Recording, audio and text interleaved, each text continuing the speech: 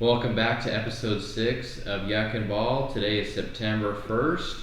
Boys, how we feeling? It's an early one. We usually film this late afternoon, early evening, but this is run time starting at 2:45 p.m. Early show. Apologize for the shadows that might be happening in the background. Yeah, so to get us started, there's not necessarily a whole lot to talk about for the playoff pictures. We know we have the NL West. We got the Diamondbacks and the Padres fighting to try to take down the Dodgers. We know that the Orioles and Yanks are going to be going at it all year. But there's another division. We talked about it a little bit, maybe a little preview to the series of the week. Micah, take it away. What's the spiciest division right now / wild card? Well, for me, with 25 or so games left, start of the new calendar month of September, we're looking at different divisions where there's a chance where second place leapfrogs into first place. For me, I think the only one that's somewhat realistic, I know Yankees and Orioles, that's there, but they've been doing that all year. That doesn't really count. But I feel like now is the time where we see a team like Kansas City leapfrog the Guardians for first place.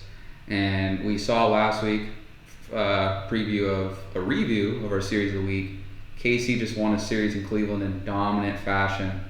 But when we're looking at the rest of the season for both teams, for Kansas City, we have the series against Cleveland at home, then Minnesota at home, then they go to New York to play the Yankees, then the Tigers and Giants at home, and then road trip against the Nats and the Braves. And then for Cleveland, at KC, at the Dodgers, at the White Sox, a home stretch of the Rays and Twins, at the Cardinals, the Reds and the Astros. For me, I know I just fired off a lot of names really fast, but when I'm looking at that, I'm more worried about Cleveland right now. They've been sputtering since the beginning of the second half, and I just don't have a whole lot of confidence in right now.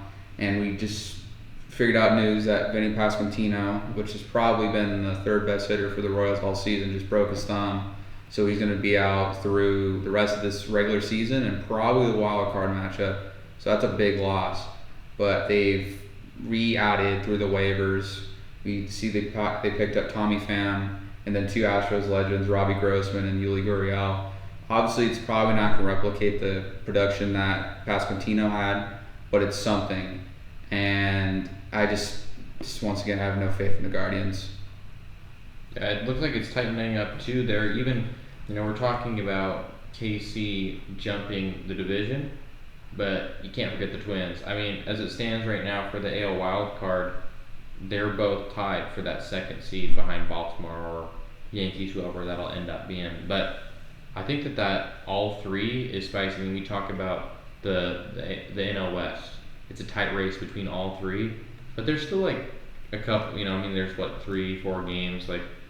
That could be really quick, or that could take a long time to work away. But these two teams tied right now. We're on the homecoming stretch. It's the last month of regular season ball.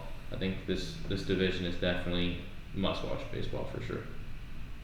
Yeah, I agree. Yeah, they're all kind of playing like their last 10 games. None of them have a winning record, so they're all kind of playing around the same level. So we'll see what happens out there in the Central. And then also to something for the whole playoff picture as a whole, I want y'all to take a minute, look at the standings, the playoff standings, and I want you to make a prediction of the playoff standings for each league by the time the regular season ends. While y'all are thinking about that, I'll go ahead and start for me, my prediction, since I already have it up and ready. So for the AL, I have for the number 1 seed, I think the Yankees are gonna keep that. They are right now, and I think they're going to keep it that way by the end of the season. In the second spot, got the Stros, man. I mean, they're playing probably the hottest baseball. It's them, the Diamondbacks, but they just had a very dominant sweep against the Royals, as was just mentioned previously. And then in the third spot, I know we literally just talked about it for 2 minutes, and I want to say it just for sake of possibility, but Jared made a great point. All these teams are kind of just in neutral. I think the Guardians even after a push by the Royals, I think they still squeak it out by like half a game. So they get that third spot in the final top 3. And then for my wild card spots, I have the Royals, or not the Royals, sorry, the Orioles at the 4. And then 5 and 6, I have the Royals and the Twins. And then for the NL, for 1, 2, 3, I have the Dodgers, the Phillies, and the Brewers. And then for the 3 wild card spots, I have the Padres, the Diamondbacks, and the Braves. I don't think there's going to be much change in those 6. There's a lot more difference between the 6th and 7th seeds in the West than there is in the East. So I think maybe the order changes a little bit for the playoff rankings, but the 6 teams that are in there right now are going to stay the same.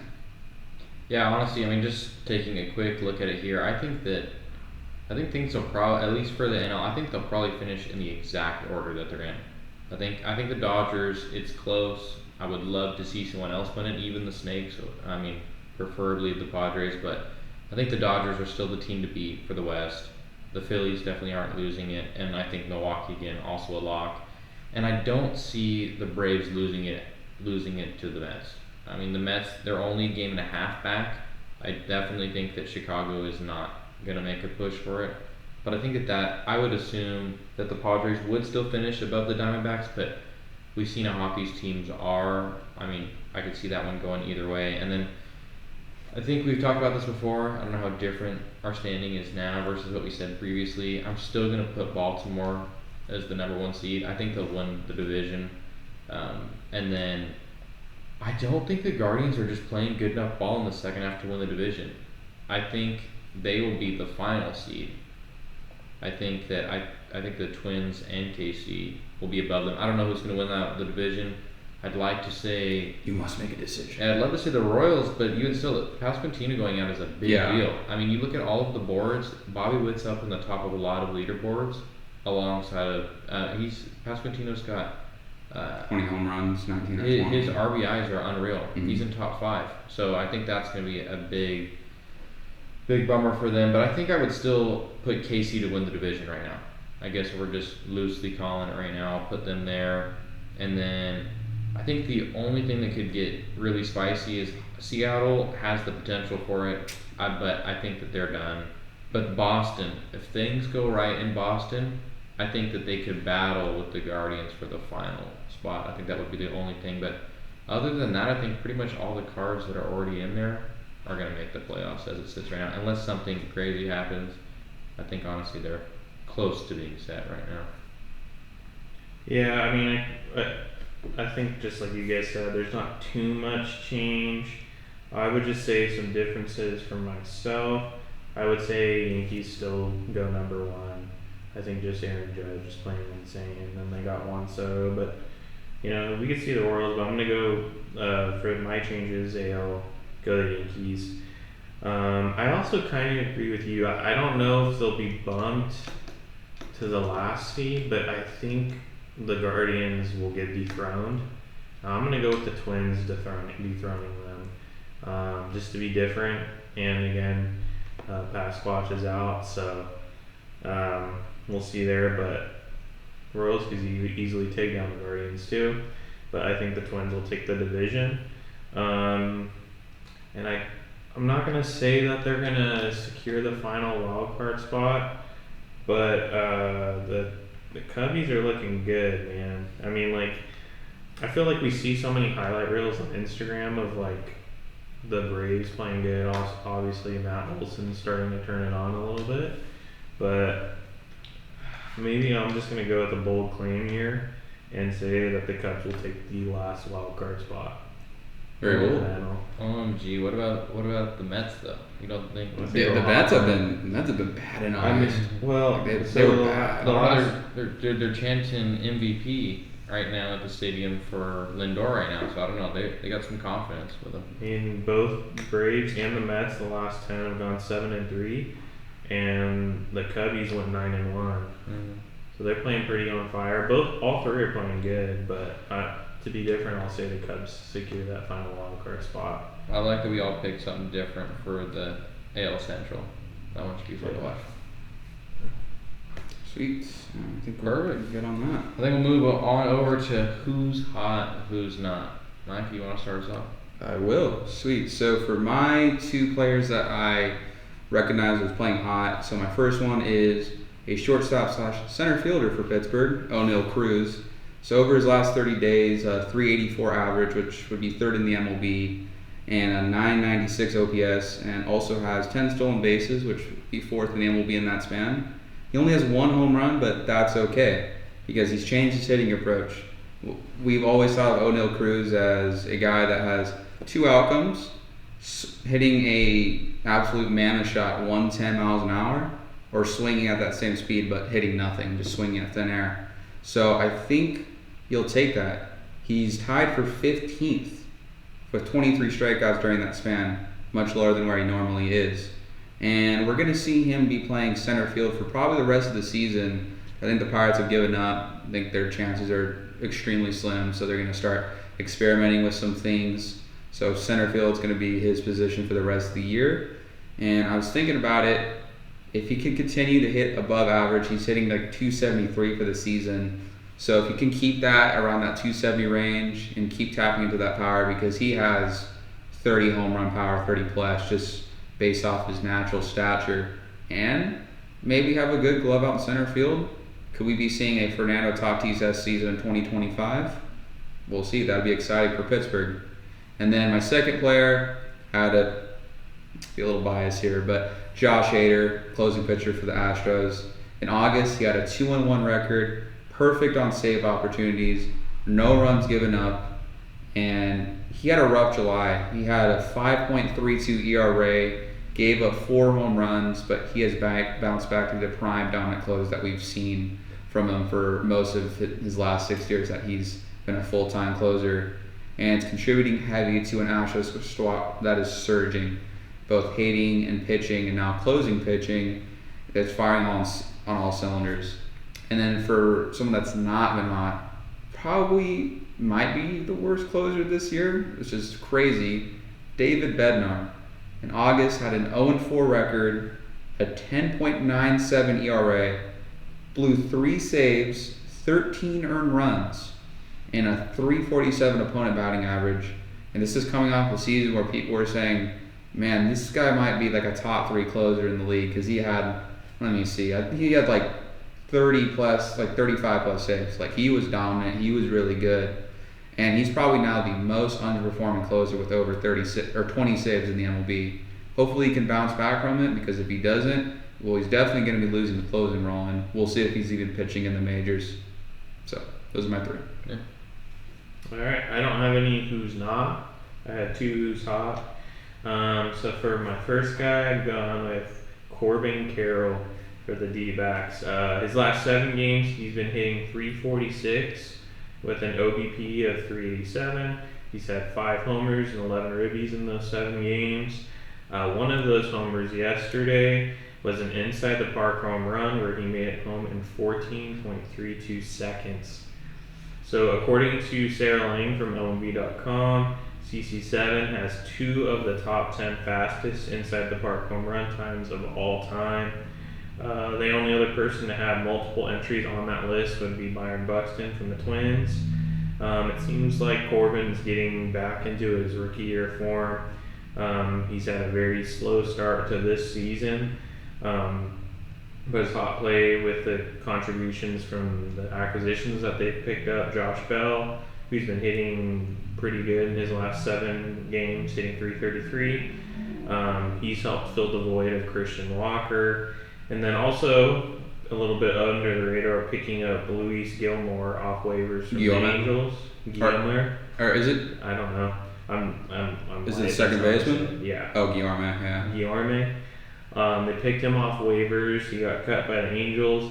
He hasn't been lining it up with the bat. I thought I saw his last 7 games he was hitting 143, but he's been playing a great defensive second base. He's been in a lot of web gems lately. So that should help fill the middle infield defensively there until their star player, Ketel Marte, comes back off injury, and then they make that postseason run that maybe ends up at the World Series for a second year in a row. We'll see.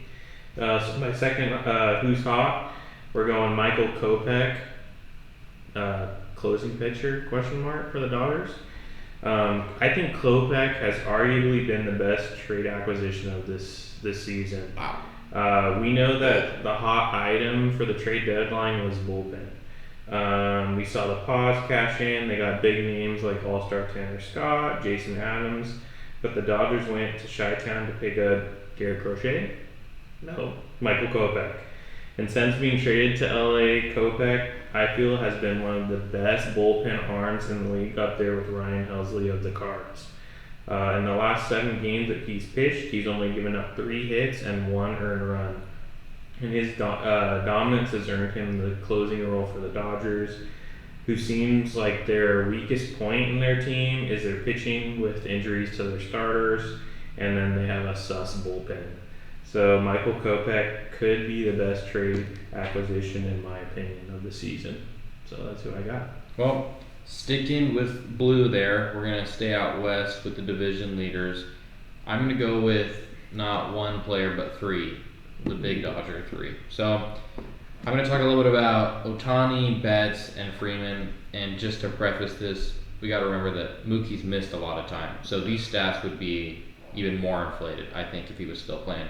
So if you combine all of their averages, divided by 3 to see what their average is, they'd be batting .292.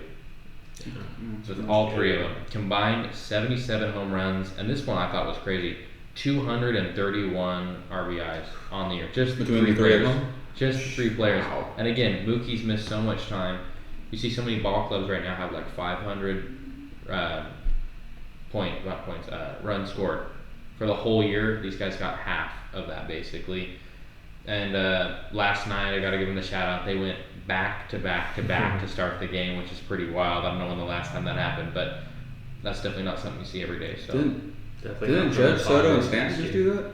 But that was that to start the game in the first? Oh no. I mean, this is the first 3 batters faced in the game, which is wild. So I just had those 3 to start off, and I think it's time to move on to the 7th inning stretch, boys. You want to go first with yours, Jared?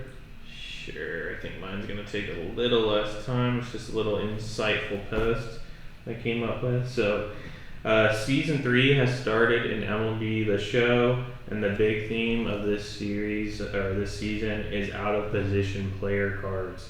You have cards like 99 overall Michael Lorenzen, who's usually in real life a starting pitcher, sometimes comes out of the bullpen, but this card, he is an outfielder.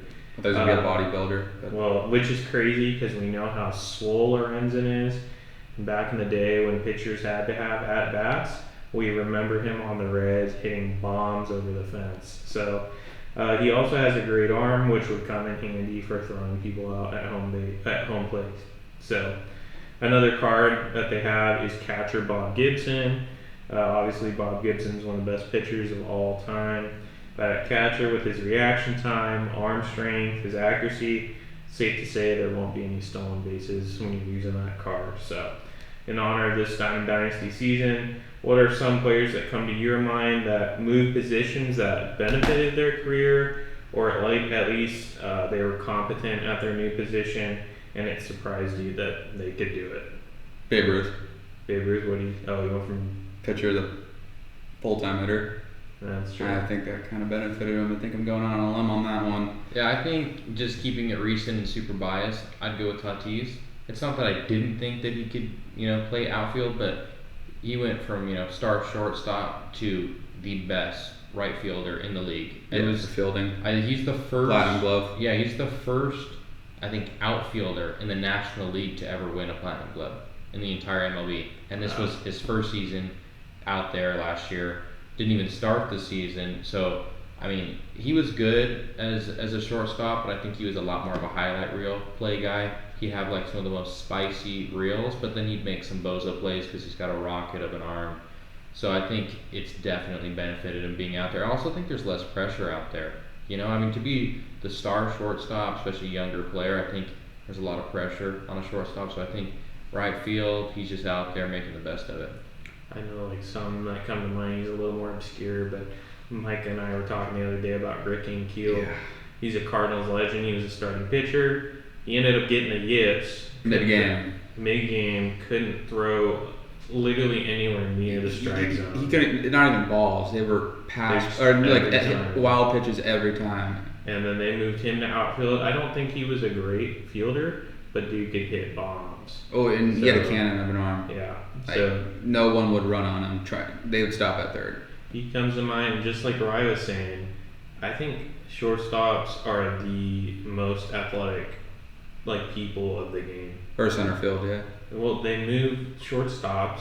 We see Tatis to right field, Jackson Merrill to center field, O'Neal Cruz to center field. I think it's shown that shortstops can almost play almost any position in MLB other than probably catcher. And I mean, a lot of shortstops could probably even pull off pitching with how much velocity they throw. So, yeah, that's what I got for. Oh, another one too. That just came to mind. Jacob DeGrom in college was a shortstop. Went yard on Chris Sale, but switched to starting pitcher. I think it's benefited him. I'd say. You know what I found interesting is shouting out another podcast was Mookie Betts on base with the Bleacher Report. He had Kenley Jansen on there, the closer for the Red Sox. He was a catcher. He was a catcher. I honestly I didn't know that. So listening to that, it was super interesting because, I mean, you look at his career. He's had a very good career. He's got longevity. I think to go from a catcher to a closer is like not a normal thing at all. You hear a lot of people that start at shortstop and they go anywhere. They go to pitcher, they go to outfield, they go to catcher, whatever. But from catcher to closing pitcher, I thought was pretty cool. Well, going off of that, I think that helped Kenley's career immensely. How many large catchers do you see these days? They're all stumpy. I don't know, look at Salvi. Look at that guy. He's not as big as Kenley, and Kenley's a thick boy too. Oh, yeah. So I mean, his knees probably would have been shot after a couple of years if he stayed at catcher. So that was a good move for him. I'd say, I don't know, Micah probably would know more. Do you think Kenley's a Hall of Fame closer? If Billy Wagner didn't become Wagner ended up going, right? Or Yeah, Wagner's in. okay, then yeah, I think Kenley probably would make it. Kenley was dominant. Well, let's look at his stuff right here. So just pulling this up, he's a No, Wagner didn't make it. He didn't make it. No. So he's a 4-time All-Star. He's a 2020 World Series winner. He's a 2-time Hoffman Rel. I'm not sure what that one is. Do you guys know what that one is? It's a Trevor Hoffman. Rare relief yeah. pitcher of the year. Yeah, so that's pretty I sweet. wonder how many saves does he have? 445. 445. That's His career ERA is 2.55. That's pretty good. It's pretty good. Yeah, 445 saves, 862 innings pitched, 1,200 strikeouts. I don't know. We'll have to see. he's fourth. Yeah, Fourth I all think time. he's Hall of Famer just off of saves, because saves is the main thing. I think. Well, I mean, even when we talk about Kimbrel, what was that, last week or the week before? They're kind of dogging on him because this year hasn't gone as planned. But I mean, that dude is have an unreal career. I mean, you look at his whole span there, and it's an impressive resume, that's for sure. For sure. Oh, one last one. I mean, another one that benefited Kyler Murray moving from center field to quarterback. That's actually remains to be seen, but guaranteed money. Russell Wilson. Nah, if he would have stayed there, maybe the A's wouldn't be moving. That's Who true. knows? That's true. All right, so on to my thing. I have a guess that player within 20 questions. I think we all kind of know like what that is, but for the people at home, Rylan and Jared have to guess the player I'm thinking of, and they can only ask questions that result in me saying yes or no. So they can't say what was this player's main division, like what team did they play on. I can't say that. It can only be yes or no. So if I say that, I'm like, eh. So make sure you're asking the right questions. And if you guys want to, I mean, you can like kind of strategize, but I think you two can like sink in and like think what each other's thinking. So without further ado, who'd like to get started with question one? Well, I got a question to start off that I would like to scratch from the record. This is your first question. I'm kidding. Is this only active players or like just all time? It's Just say if It's he's all- an active player or if he's not. not active. Okay. But this isn't dead ball era player, but he's not obscure. He's definitely not obscure. Like once you start asking questions, I think you'll be able to get to it. So who'd like to ask the first Was question? he a pitcher? No. Was he an infielder? That's another thing too. I'd probably start writing that down. These questions. I think we. No, he wasn't an infielder. So he's an outfielder. Question 3. Yeah. Yeah. No? Alright. Is he a Hall of Famer? No, I don't think so.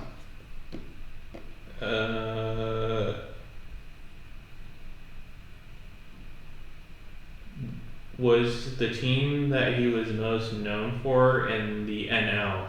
Yes. Did this team? Does he have World Series rings? No. So NL outfielder with no rings. We're at 5 questions. No, 6. 5. 5. Was this player a primary corner outfielder for when he was the best in his career? No. He moved around, but when he was in his prime, he was not a corner outfielder. So he's a center fielder. But I wouldn't go base too much off that. But he played all around. But no, I'd say in his prime, he was a center fielder. Not playing now. Was he most known for power hitting? He was pretty balanced. Like he had pop and it showed, but I wouldn't say he was like a hit it out of the yard. But he could rake for sure. It's Tony Gwynn. That's your question? No, I'm kidding. Do you want to guess divisions? Kind of narrow it down. Because there's only 3 divisions. Right. Yeah, That's probably a good idea. We're at 7. Was he in the National League West? That's like his main team. Like his most. Yeah. West known for? NL West.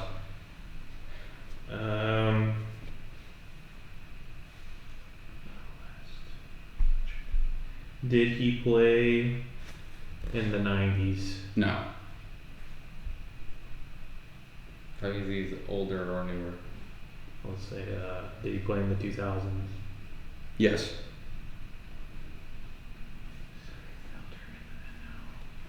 We're at 10, halfway there. Jeez. In the 2000s. Is he Matt Kemp? Oh my gosh! Yes. There That's it his is. guy. That's his guy. Yeah. That's the guy. One Look at that. question. Matt Kemp. There we go. Sweet. I told you it was gonna be obscure. When he said NL West and then balanced Yeah. and then 2000s and then center field, and I was like, yeah, Matt Kemp.